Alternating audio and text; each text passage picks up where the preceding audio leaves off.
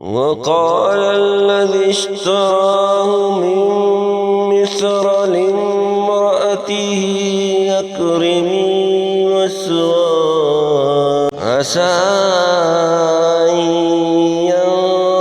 ينفعنا أو نتخذ ولدا وكذلك مكنا ليوسف في الأرض وعلمه من تأويل الأحاديث والله غالب على أمره ولكن أكثر الناس لا يعلمون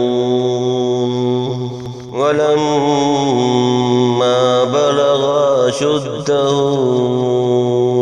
آتيناه حكما وعلما وكذلك نجزي المحسنين.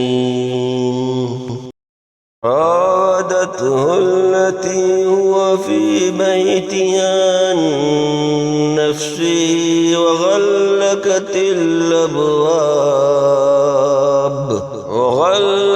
الأبواب وقالت هيت لك قال معاذ الله إنه ربي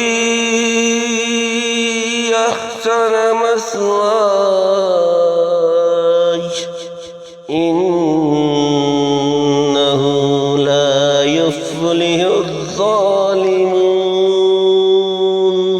ولقد همت به وهم بها لولا أن رأى برهان ربه كذلك لنصرف عنه السوء والفحشاء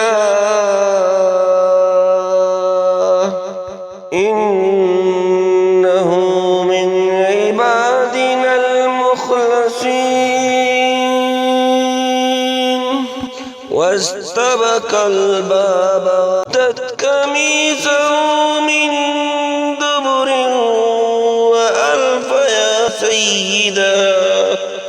وألف يا سيدها لدى الباب قالت ما جزاء من أراد بأهلك سوء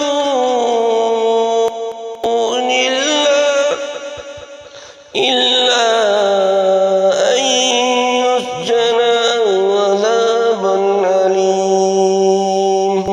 قال هي راودتني عن نفسي وشهد شاهد من أهلها إن كان قميصه قد من قبل وصدقت وهو من الكاذبين وإن كان قميصه قد من دبر وكذبت فهو من الصادقين. لما رأى قميصه قد من دبر قال إنه من كيدكن إن كيدكن عظيم.